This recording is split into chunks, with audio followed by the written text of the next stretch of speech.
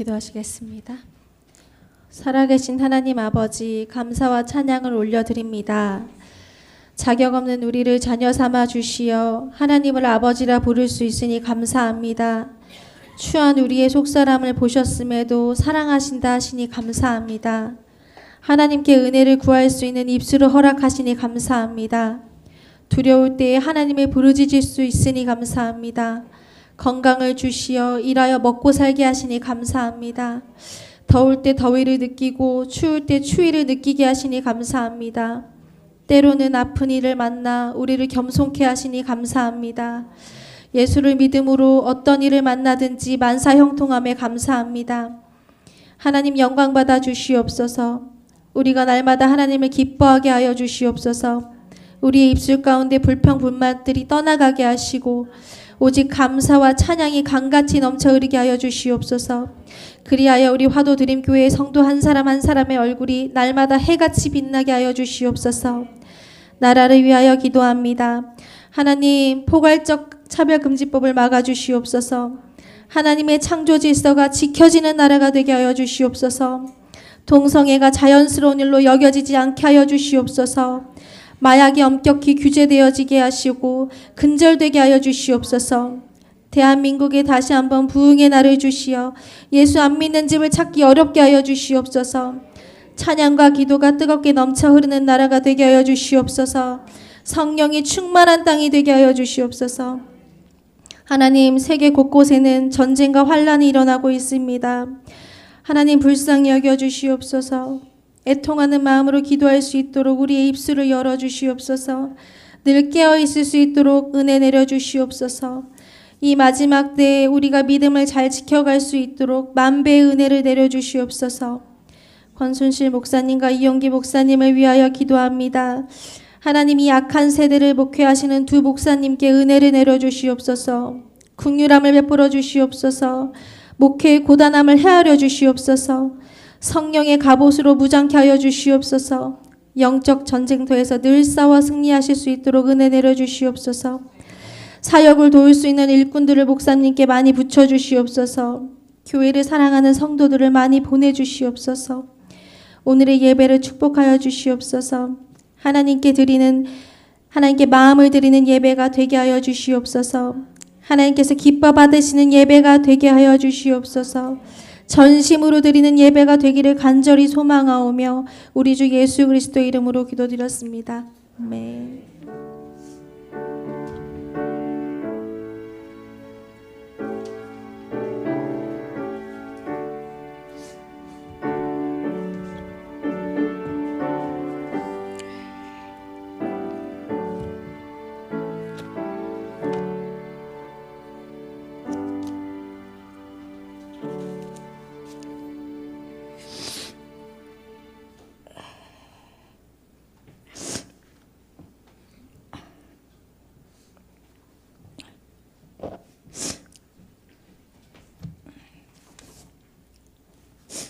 오늘 말씀은 역대상 22장 1절에서 45절이 아니라 1절에서 5절까지입니다. 1절에서 5절, 역대상 22장 1절에서 5절입니다. 한 목소리로 읽도록 하겠습니다. 다윗이 명령하여 이스라엘 땅에 거류하는 이방 사람들을 1절부터 읽어야죠. 죄송합니다. 다시 읽습니다. 다윗이 이르되 이는 여호와 하나님의 성전이요 이는 이스라엘의 번제단이라 하였더라. 다윗이 명령하여 이스라엘 땅에 거류하는 이방 사람을 모으고 석수를 시켜 하나님의 성전을 걸축할 돌을 다듬게 하고 다윗이 또 문짝 못과 거멀 못에 쓸 철을 많이 준비하고 또 무게를 달 수 없을 만큼 심이 많은 놋을 준비하고 또 백향목을 무수히 준비하였으니 이는 시돈 사람과 두로 사람이 백향목을 다윗에게로 많이 수운하여 왔음이라. 다윗이 이르되 내 아들 솔로몬은 어리고 미숙하고 여호와를 위하여 건축할 성전은 극히 웅장하여 만국의 명성과 영광이 있게 하여야 할지라. 그러므로 내가 이제 그것을 위하여 준비하리라 하고 다윗이 죽기 전에 많이 준비하였더라. 아멘. 하나님 앞에 특별 찬양 드리겠습니다.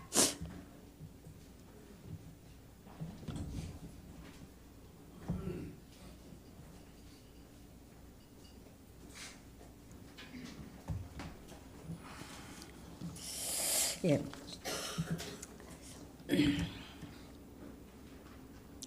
이스라엘로 이제 포로 귀환한 포로 공동체의 영적 각성하고 또 하나님의 백성으로서의 정체성을 확립을 위하여 에스라가 썼다고 했던 에스라가 집필한 역대기는 주로 다윗을 모델로 삼습니다. 그리고 다윗의 시대로의 회복을 그들의 모범으로 삼고 그것을 꿈꾸고 있었습니다. 그래서 다윗의 모든 부정적인 기사들은 다 제외시켜요. 하나도 기록하지 않고 오직 그가 하나님을 철저하게 신뢰하고 하나님의 말씀과 언약대로 행했던 그 일들만 집중하여 기록하고 있습니다.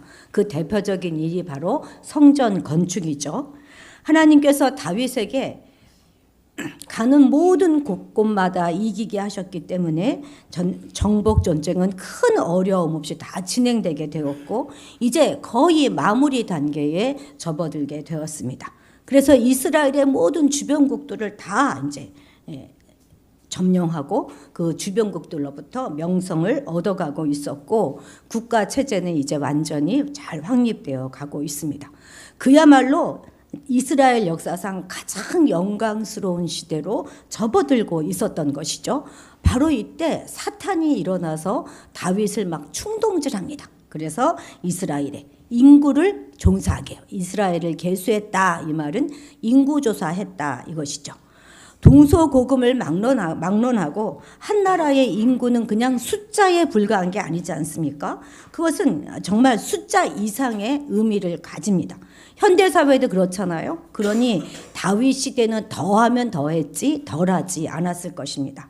싸움에 나갈 수 있는 남자의 숫자, 그것은 그 나라의 국력과도 직결되었을 뿐만 아니라 그렇게 잘 조사해야 세금도 징수할 수 있었던 것이겠죠. 그래서 다윗은 인구 조사를 잘 해가지고 이스라엘의 국력을 대외로 막 이제 과신함으로써 자신의 명예를 드높이려고 하고 있는 것입니다. 하나님을 의지하려고 하는 그 마음보다는 자신의 힘을 막 과시하면서 세상으로부터 영광을 얻으려고 하는 그 교만한 마음이 그의 마음 가운데 들어가기 시작한 것이죠. 그리고 분명 21장 7절을 보면 하나님이 이 일을 악하게 여기셨다. 그래서 이스라엘을 치셨다라고 기록하고 있거든요. 그러니까 사실 왕으로서 뭐 인구조사한 게 뭐 그렇게 큰 잘못이겠습니까? 그런데 하나님이 치셨다 이러는 말은 분명 행위보다 그 중심을 보시는 하나님께서 그 다윗의 인구조사가 순수하지 못했다 하는 것을 우리에게 시사해 주고 있는 것이죠. 하나님이 치시사 다윗은 바로 엎드려서 회개를 합니다. 그런데 회개했다 하더라도 그 죄에 대한 자기의 그런 책임은 감당해야 되는 거잖아요. 그래서 하나님이 뭐라고 말씀하시냐면 여기 내가 세 가지를 내어놓을 것이니 네가 그 중에 하나를 택하라 이렇게 말씀하십니다. 그러니까 세 가지 벌을 내가 내려놓을 테니까 그 중에 하나 네가 택하라 이렇게 말해요. 첫째는 3년 기근입니다. 이거 만만치 않죠. 두 번째는 석 달 동안을 적군에게 패해서 쫓겨가는 거. 그런 거. 세 번째는 뭐냐면 여호와의 칼. 전염병이 사흘 동안 이스라엘에 온통 유행해서 이스라엘의 온 지경을 멸하는 것. 요 세 가지 중에 하나를 택하라 말씀하십니다. 다윗은 나는 사람에게 당하지 않고 하나님께 당하겠다 하면서 여호와의 칼 전염병을 택합니다. 그래서 여호와께서 이스라엘 백성들에게 전염병을 내리시는데 이때 무려 내가 그쵸 사람의 손에 빠지지 않겠다 해서 했는데 무려 7만 명이나 죽게 됩니다. 7만 명은요 정말 어마어마한 숫자입니다. 그 전날 있죠. 다윗이 인구조사했잖아요. 그래서 백성 요압이 다 계수해서 다윗에게 보고했는데 110만 명 그리고 47만 명도 합쳐서 157만 명이 이스라엘 그 인구 조사한 결과인데요. 그 중에 7만 명이 죽은 거예요. 오늘날도 7만 명이라고 하면 결코 작은 숫자 아니죠. 완전 대형 사고입니다. 그런데 하나님은 이렇게 하셨지만 곧 하나님이 그렇게 재앙을 내리신 것을 후회하세요. 그리고 멸하는 천사에게 이제 내 손을 거두라 이렇게 명하십니다. 그래서 곧 재앙이 멈추게 돼요. 바로 이 멈췄던 이때 다윗이 어디 있었냐면 여부수 사람 오르난의 타작마당에 있었어요. 그러니까 재앙이 멈춘 자리, 하나님의 징계가 멈춘 그 자리가 바로 오르난이란 사람의 타작마당이었던 것입니다. 다윗의 입장에서 보면 얼마나 감사하겠습니까? 만약 이렇게 멈추지 않았다면 아마 백성들 대부분이 죽고 말았을지도 모릅니다. 그래서 바로 그 자리를 다윗은 오르난에게 근 600세겔을 주고 삽니다. 그리고 그곳에서 여호와를 위해 제단을 쌓고 번제와 화목제를 드렸습니다. 자, 21장 28절 같이 읽어봅시다. 시작. 이때에 다윗이 여호와께서 여부수 사람 오르난의 타작마당에서 응답하심을 보고 거기서 제사를 드렸으니 아멘. 고통 가운데 울부짖는 백성들의 소리를 듣고 하나님께서 응답하셨던 그 자리, 바로 그 자리, 오르난의 타작마당이 바로 훗날 하나님의 성전이 세워지는 바로 그 자리가 되는 것입니다. 자, 오늘 본문 1절 같이 읽겠습니다. 다윗이 이르되 이는 여호와 하나님의 성전이요 이는 하나님의 이스라엘의 번제단이라. 여기서 이는이란 말이 뭐냐면 이 오르난의 타작마당, 여기는 이란 뜻이에요. 하나님께서 멈추지 않으셨다면 정말 죽을 수밖에 없었는데 하나님의 진노가 멈춘 자리, 하나님께서 용서하시고 긍휼을 베풀어 주시고 그 백성들에게 사랑을 펼치신 그 자리에 성전이 세워지는 것은 너무나 당연할 것입니다. 그래서 성전은 건물이 아니라 응답인 것이에요. 하나님의 응답이 있는 곳, 거기가 바로 하나님의 성전이고 하나님의 응답이 있는 곳, 바로 거기가 이스라엘의 번제단인 것입니다. 그 응답이 무엇입니까? 바로 사랑과 긍휼이에요. 그래서 우리가 하나님의 긍휼과 사랑을 입는 곳이 어디냐? 거기가 바로 성전인 것입니다.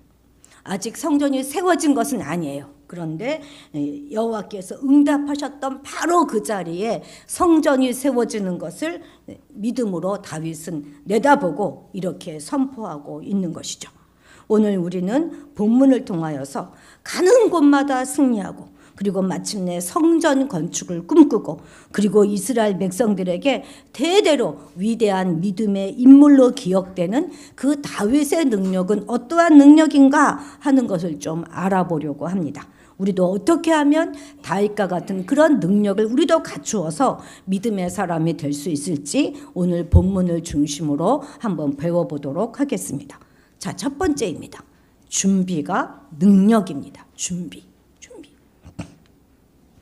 다윗은 정말 그 오르난의 타작마당이다 여호와를 위한 성전을 짓고 싶었어요.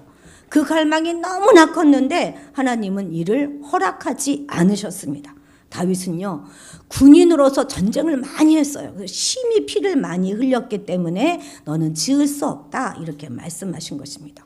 하나님과 인간의 평화를 상징하는 그 성전이 피를 많이 흘린 그런 군인 출신의 다윗에 의해서는 건축되는 것이 합당하지 않다 이렇게 말씀하신 것이죠. 근데 이것뿐만이 아니라 다윗 시대에는요, 성전 건축보다 더 시급한 일이 아주 많았습니다. 뭐 성전이 그냥 이렇게 막 후딱 지어지는 게 아니잖아요.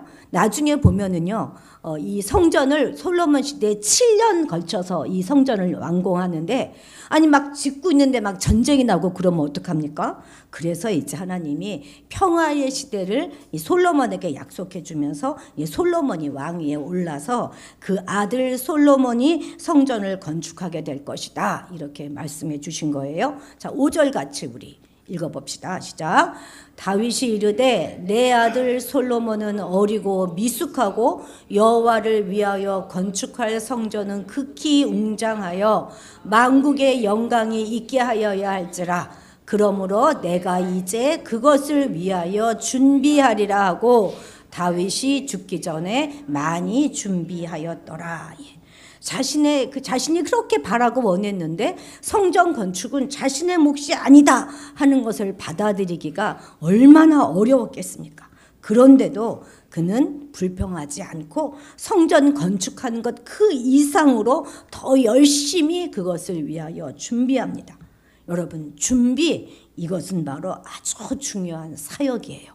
더군다나 내가 누군가를 위하여 준비한다 하는 것은 나는 씨를 뿌리는 것입니다. 그리고 그 열매는 그 사람으로 하여금 거두게 하는 것이잖아요. 그런데 만약 내가 지금 씨를 뿌리지 않으면 그 누구도 열매를 거둘 수가 없는 것입니다. 우리는 열매 거두는 것만 좋죠. 왜냐하면 열매를 거두는 자가 영광을 얻게 되는 경우가 많기 때문이죠. 그런데 하나님은요, 열매를 거두는 자 그도 귀하게 보지만 씨를 뿌리는 자를 더 귀하게 보신다는 것 우리는 기억해야 하겠습니다. 왜냐하면 바로 하나님이 여호와 일에 준비하시는 하나님이기 때문에 그렇습니다. 그러니까 준비하는 것, 그것이 바로 하나님의 사역이고 하나님의 성품인 것입니다. 창세기 22장을 보면 아브라함이 이삭을 번제로 드리기 위해서 모리아산으로 지금 가는 장면을 언급하고 있거든요. 이삭이 아버지에게 묻습니다. 아버지, 번제에 쓸 나무도 있고 불도 있는데 번제로 드릴 양은 어디 있습니까? 물어요. 아브라함이 이렇게 말합니다. 자, 22장 8절입니다. 함께 읽겠습니다. 아브라함이 이르되 내 아들아, 범죄할 어린 양은 하나님이 자기를 위하여 친히 준비하시라 하고 두 사람이 함께 나아가서, 그렇습니다. 준비하시는 하나님이에요. 이들이 이제 모리아산으로 올라가요. 그래서 아들 이삭을 번제단에 묶어놓고 칼을 들고 아들을 잡으려고 합니다. 이때 여호와의 사자가 급하게 아브라함을 불러요. 아브라함아, 아브라함아. 그러자 아브라함이 눈을 들어 살펴봅니다. 왜 살펴보겠습니까? 분명 하나님이 준비해 두셨을 것이다 하는 믿음으로 살펴보는 것이죠. 그랬더니 수풀에 걸려있는 한 숫양을 발견하고 그것으로 아들을 대신하여 번제로 드렸습니다. 그래서 아브라함은 그 땅 이름을 여호와 이레 이렇게 부릅니다. 무슨 뜻입니까? 하나님께서, 여호와께서 준비하시다 하는 뜻입니다. 그렇습니다. 우리 하나님은 준비하시는 하나님이세요.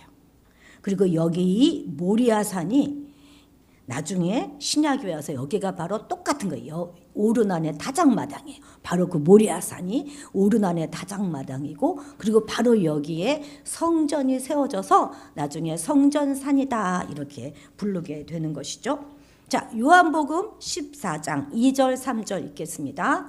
내 아버지 집에 거할 것이 많도다. 그렇지 않으면 너희에게 일렀으리라. 내가 너희를 위하여 거처를 예비하러 가노니 가서 너희를 위하여 거처를 예비하면 내가 다시 와서 너희를 내게로 영접하여 나 있는 곳에 너희도 있게 하리라. 아멘.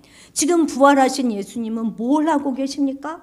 우리가 있을 그 처소를 준비하고 계시는 거예요. 그래서 그 준비가 다 되면 주님은 다시 우리께로 오실 것입니다. 우리 주님은 십자가에서 우리 죄인을 구원하기 위해서 무려 33년을 준비하셨어요. 어느 한 기간도 그냥 뛰어넘지 않으시고 철저하게 준비하셨다는 거 아십니까? 우리가 살아가는 것도요, 대부분이 다 준비하는 것입니다. 지지난 토요일 날 탄넨바움 중창단의 창단 공연을 제가 보러 갔는데요. 참 할아버지들이 애 많이 쓰십디다. 근데 정말 잘하셨어요. 재밌게 잘 보았는데요. 그런데 공연 기껏해야 1시간 정도도 채 하지 못해요. 그런데 그것을 위해서 얼마나 긴 시간 연습하셨는지 압니까?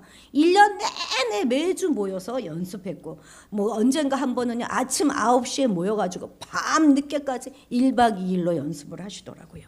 얼마나 했습니까? 그런데 그것이 바로 인생이라는 거예요. 우리 인생의 95% 아니 97%는 준비입니다. 준비하는 시간은 굉장히 따분하고 빛이 나지 않아요.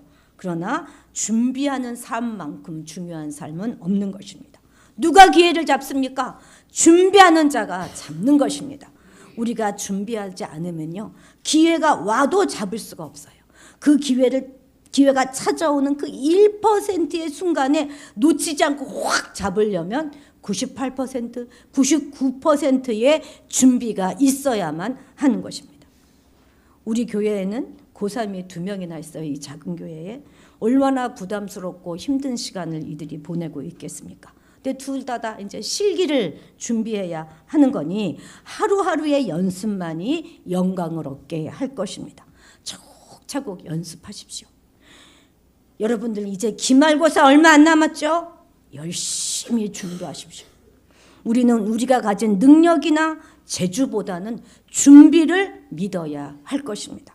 탁월한 능력을 가지고 있음에도 불구하고 작은 실수 하나 때문에 그냥 그간의 모든 업적을 송두리째 날려버리는 경우가 정말 많습니다.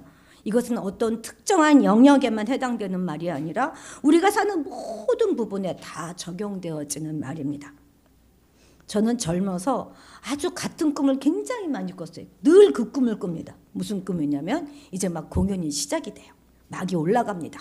그리고 제가 이제 무대 뒤에서 막 바로 이제 등장하려고 준비하고 있는데 대사를 하나도 안 외운 거예요. 준비가 안 된 거예요. 그래서 막 마음이 조마조마조마 어떡하지 하다가 깨는 그런 꿈을 꾸곤 했었습니다.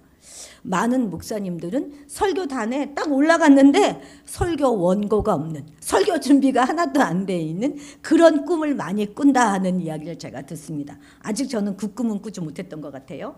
그런데 이런 상황이 우리 삶 가운데 발생하지 않도록 우리는 철저하게 준비하는 우리가 되어야 하겠습니다.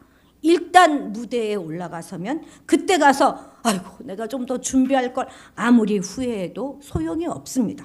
실기시험장에 딱 들어가서 잠시만요, 한 번만 더 연습하고 올게요, 이런 말 통하지 않습니다. 주님이 재림하시는 그날 우리가 주의 심판대 앞에 섰을 때 잠깐만요, 나 조금만 더 회개하고 올게요, 이런 말 아무 소용이 없습니다. 그때 우리가 전혀 소용없는 말들이잖아요. 다윗은 언제 준비했습니까? 죽기 전에 많이 준비하였다, 이렇게 성경은 기록하고 있어요.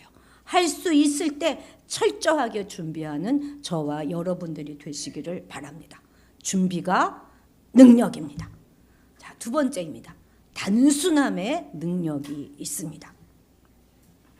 하나님의 마음에 합한 자다, 이렇게 인정을 받았던 다윗은 정말로 단순한 삶을 살았습니다.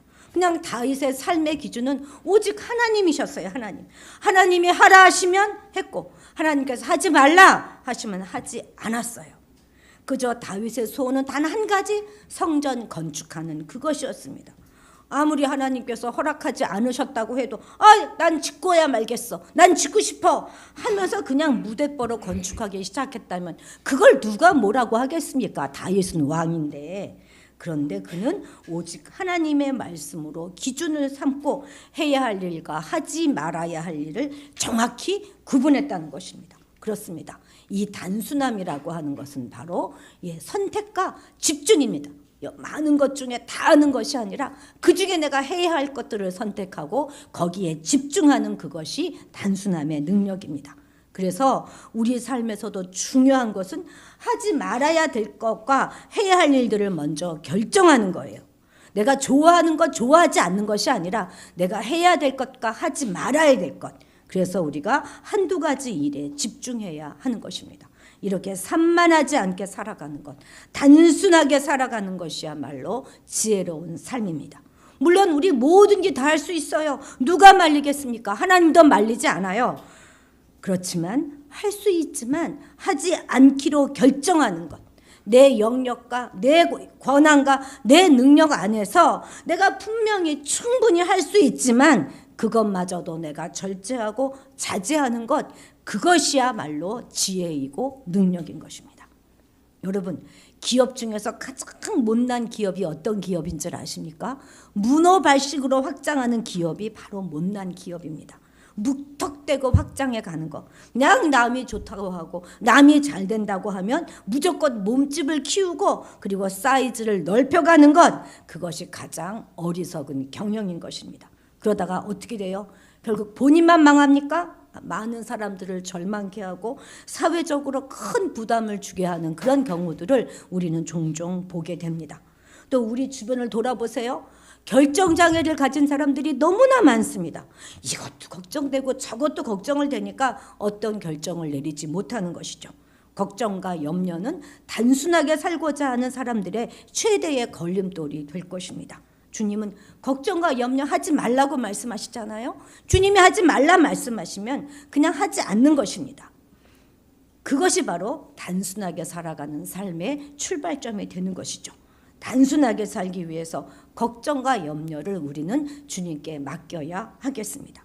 오늘날 세상은 정말 복잡해져 가잖아요. 예를 들어 보면 1950년대만 해도 슈퍼마켓에서는 한 4천 종류 정도의 물건을 팔았다고 그래요. 근데 오늘날은요 4만 5천 가지가 넘는다고 합니다. 그러니 이렇게 복잡한 세상 속에서 살아가는 우리가 살아남는 방법이 무엇입니까? 그것이 바로 단순함인 것입니다. 그런데 단순한 삶을 살려면 잘 버려야 되는 거예요. 잘 포기해야 되는 것입니다. 그러니까 더 중요한 것을 위해서 덜 중요한 것을 기꺼이 포기하고 버리는 것, 그것이 중요하다는 것이죠. 그리고 핵심에 집중하는 것입니다. 이탈리아의 유명한 성악가 파바로티는 자신이 성경할 수 있는 이유를 이렇게 얘기합니다. 자신은 성악이라고 하는 의자를 선택해서 거기에 앉았기 때문이다, 이렇게 말합니다. 자기가 잘할 수 있는 것 한 가지에 집중했다는 말이잖아요. 미켈란젤로가 다비드상을 완성했을 때 교황이 물었다고 그래요. 어떻게 이렇게 훌륭한 작품을 완성하실 수가 있었습니까? 미켈란젤로는 아주 간단하게 대답합니다. 다비드상과 관련이 없는 것들은 난 모두 다 버렸습니다. 또 세계적인 지휘자로 이름이 난 우리나라 그 정명훈 씨는요, 스마트폰도 또 이메일도 사용하지 않는 것으로 아주 유명합니다. 그는 음악 외에는 오직 가족, 요리, 신앙, 요 세 가지가 전부라고 해요. 그만큼 자신에게 의미 있고 소중한 것에 집중하는 삶을 살았다는 것입니다. 단순한 삶에서 음악적인 통찰력과 영감을 얻게 되었다, 이렇게 정명훈 씨는 고백합니다. 여러분, 복음은 복잡하지 않아요. 믿음은 구원이고 믿지 않으면 지옥입니다. 예수님은 우리 그리스도인들에게 무엇을 먹을까 무엇을 입을까 걱정하지 말고 먼저 그의 나라와 그의 의를 구하라, 이렇게 말씀하시잖아요. 그러면 하나님께서 다 채워주시겠다 약속하셨습니다. 완벽함이라고 하는 건 무얼 더 보탤 때가 아니라 뺄 때에 이루어지는 거예요. 우린 인생을 살면서 뺄셈을 잘해야 합니다. 우리는 주님을 위해서 단순한 삶을 살기 위해 우리가 버려야 할 것들이 무엇인지 잘 생각해 보아야 하겠습니다. 우리가 하나님께 우선순위를 두고 살아가려면 하나님을 우선순위로 두지 못하게 하는 것, 그런 것들을 다 빨리 버려야 하는 것이죠. 하나님 기뻐하지 않으실 거 그냥 버리십시오. 이 정도는 변명되지 마시고 버리세요. 망설이지 마시고 조금 아프더라도 단순하게 생각하고 바로 실행에 옮겨야 하겠습니다. 하나님께서는 이미 우리 그리스도인들에게 기준을 주셨잖아요. 그것이 바로 기준이 무엇입니까? 하나님의 말씀이에요. 그렇기 때문에 우리는 말씀의 기준대로 그냥 하면 되는 거예요. 너무 생각이 많으면 오히려 아무것도 할 수 없게 됩니다. 단순하게 생각하는 사람만이 끝까지 인내할 수 있어요. 단순하게 생각하십시오. 너무 많은 의문 속에서 허우적대리지 마세요. 떨어질까 붙을까 걱정하면 아무것도 안 돼요. 그냥 하기로 했으면 쭉 하는 것입니다. 버리려 결정했으면 망설이지 말고 그냥 버리십시오. 그냥 목표를 정했으면 기도하면서 그 방향으로 냅다 달려가는 것입니다. 계속하는 힘은 단순하면서 나온다는 것 우리 꼭 기억해야 하겠습니다. 세 번째는 다음 세대를 세우는 것, 그것이 바로 능력입니다. 자, 14절 같이 읽겠습니다. 내가 환난 중에 여호와의 성전을 위하여 금 10만 달란트와 은 100만 달란트와 녹과 철을 그 무게를 달 수 없을 만큼 심히 많이 준비하였고 또 제목과 돌을 준비하였으니 너는 더할 것이며. 그렇습니다. 다윗은 자기의 말년에 거의 대부분을 성전 건축을 준비하는 데 위하여 사용하였습니다. 얼마나 많이 준비했대요? 급 10만 달란트. 여러분 이거 굉장한 양입니다. 1달란트가 얼마냐면 34kg이에요. 근데 10만 달란트, 은 100만 달란트, 거기다 녹과 철은요 무게를 달 수 없을 만큼 심히 많이 준비하였고 또 제목과 돌도 그가 준비하였습니다. 그런데 이 많은 것들을 준비했는데 언제 준비했어요? 환난 중에. 할 수 있어서 한 게 아니에요. 여러 가지 어려움이 있음에도 불구하고 그는 준비했다는 것입니다. 우리가 알다시피 다윗은 얼마나 만만치 않은 세월을 살았습니까? 그 어려움 가운데 쉬지 않고 오직 성전 건축을 바라보며 준비했다는 것입니다. 우리 보통 자수성가하신 분들은 뭐라고 말합니까? 자녀들에게 이 애비가 고생을 내가 다 했으니 너희는 이제 누려라. 내가 먹지 못하고 쓰지 못하고 살았던 그 서름들을 너희에게는 겪지 않게 하리라. 이렇게 말하지 않습니까? 그런데 다윗은 뭐라고 말해요? 너는 더 해야 한다. 이렇게 말하고 있는 것입니다. 아버지인 나는 오직 하나님께 대한 한 마음으로 이렇게 많은 것들을 준비했는데 너는 더 해라. 이렇게 간절히 당부하고 있습니다. 이만하면 됐다. 너는 더 할 것이다. 이렇게 말하고 있죠. 이만하면 됐다. 그만해라 하는 것이 아니에요. 우리 마음이 이와 같았으면 참 좋겠습니다. 우리 부모도 믿음으로 신앙으로 살았는데 너는 더 그렇게 살아라. 나는 못 누리고 살았으니 너희는 누리고 살아라. 그렇게 말하는 것이 아니라 너희는 더욱 진실한 마음으로 믿음의 길을 가고 더욱 충성하고 더욱 절제하고 더욱 인내하고 더욱 사랑하며 살아라. 이렇게 우리가 가르쳐야 한다는 것입니다. 이제 마지막으로 다윗이 해야 할 일은 더 많은 준비를 해두는 것이 아니에요. 아무리 많은 것을 준비해 놓았다고 하더라도 솔로몬이 그 일의 중요함을 깨닫지 못하고 자기 그냥 궁전을 짓는 데다 써버리면 어떡하겠습니까? 아니면 그 준비된 모든 것을 가지고 전쟁에 나가서 그냥 대적에게 빼앗겨버리면 또 어떡하겠습니까? 그러니 중요한 것은 솔로몬에게 성전 건축에 대한 비전을 강력하게 심어주는 것, 그것인 것입니다. 우리 16절 같이 읽도록 하겠습니다. 금과 은과 녹과 철이 무수하니 너는 일어나 일하라. 여호와께서 너와 함께 계실지로다 하니라. 아멘. 우리도 우리 자녀에게, 우리의 믿음의 다음 세대에게 이제 일어나 일하라. 그만 뒹굴고 그만 방황하고 이제 비전을 이루라. 여호와께서 너와 함께 하실 것이다. 이렇게 우리는 아이들에게 가르쳐야 하겠습니다. 그렇습니다. 우리에게 가장 중요한 것은 우리의 신앙이 전수되고 우리의 믿음이 전해지는 그것입니다. 부모 세대의 머리가 자녀 세대의 발바닥이 되기 위해서 지금부터 우리는 기도하고 또 기도해야 하는 것이죠. 무슨 말입니까? 부모가 이뤄놓은 업적과 신앙 위에 자녀들의 삶의 기초가 거기에 놓여야 한다는 말입니다. 그래야 발전이 있지 않겠습니까? 부모 세대가 이뤄놓은 거 다 잃어버리고 다 놓쳐버리고 다시 또 밑바닥부터 시작해야 한다면 이것이 얼마나 아깝고 낭비겠습니까? 실제로 부모는 엄청난 신앙의 사람이었는데요. 자녀들은 교회를 떠나고 하나님을 떠나는 경우가 너무나 많습니다. 목사의 자녀도, 장로의 자녀도, 권사의 자녀도 마찬가지예요. 그런데 요즘 세상을 바라보면 정말 깝깝하죠. 우리 믿음의 선진들이 이루어놓은 모든 신앙의 업적들이 그냥 다 수포로 돌아가는 것처럼 느껴질 때가 많습니다. 우리나라에 대한, 또 하나님 나라에 대한 강력한 비전을 심어줘야 되는데 그러지는 못할 망정 빚만 떠넘기면 되겠습니까? 하나님의 창조와 구원의 복음을 넘겨주지는 못할 망정 세상의 인본주의와 진화론의 사상 안에서 너 하고 싶은 거 다 하고 살아라 그렇게 가르치면 되겠습니까? 우리 정신을 똑바로 차려야 하는 것입니다. 지난주 토요일날 키워주 때가 있었지 않습니까? 언론은 잘 보도하지도 않더라고요. 우리들에게도 인권이 있다 이렇게 외치는 그자들의 이야기가 이제 결코 남의 이야기가 아닌 것입니다. 그날 남자와 남자끼리 눈이 맞고 여자와 여자끼리 마음이 맞아서 홍대와 이태원에 모텔이며 유흥업자며 난리가 났다는 거 아니겠습니까? 우리는 이러한 세상의 흐름 가운데서 우리 아이들을 지키며 저들이 하나님 안에서 비전으로 살아가도록 잘 이끌어야 하겠습니다. 우리가 결단하지 않으면 우리의 자녀들을 세상에 다 빼앗길 수가 있어요. 우리가 믿음의 세대를 그냥 굳건하게 세우지 못하면 우리는 소망이 없습니다. 다음 세대를 세우는 것, 그것이 바로 우리의 능력이고 우리의 힘인 것입니다. 우리의 다음 세대들 똑똑히 들으십시오. 지금 하나님께 예배드리면서 옆 사람하고 장난하고 그냥 멍 때리고 앉아있고 그럴 때가 아니에요. 지금 이 시기가.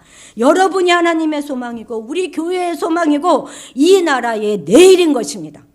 그냥 나 한 사람쯤이야. 그게 아니에요. 그게. 그냥 나 하고 싶은 대로 그냥 하고 사는 거, 그것이 여러분 죄입니다. 오늘을 절제하고 오늘을 준비하지 않는 자들에게 내일을 기대할 수가 없어요. 결단하십시오. 나는 세상과 다르게 살겠다. 결단하십시오. 하나님 안에서 다른 사람을 살려내고 그리고 하나님 나라를 확장하는 그 일에 쓰임받겠다. 이렇게 결단해야 하지 않겠습니까? 지금 내 생각 하나 정리 못하고 내 마음 하나 다스리지 못하고 하루 종일 게임에 정신 팔려 살면 어떻게 이 나라를, 이 교회를, 우리 가정을 살려내겠습니까? 미래가 없다는 말, 그 말은요 단지 나 한 사람의 문제가 아닌 것입니다. 기억하십시오. 그리고 제발 결단하시기 바랍니다. 오늘 우리는 다윗의 위대함을 살펴보았습니다. 그리고 그의 삶을 통해서 우리는 많은 도전을 오늘도 받습니다. 먼저는 준비가 힘인 것을 보았죠. 하나님께서 다 하실 것이다 이렇게 맡겨두는 것은 믿음이 아닙니다. 하나님은 하나님의 일을 하실 거예요. 그러면 우리는 우리의 일을 최선을 다하여 준비해야 하는 것입니다. 그래서 제가 늘 말씀드리잖아요. 평소 실력이 중요하다고. 평소에 늘 준비하는 마음으로 살아가야 하는 것이죠. 단순하게 사는 것, 그것이 힘입니다. 절대 복잡하게 살지 마세요. 아니라고 생각하는 거 빨리 정리하십시오.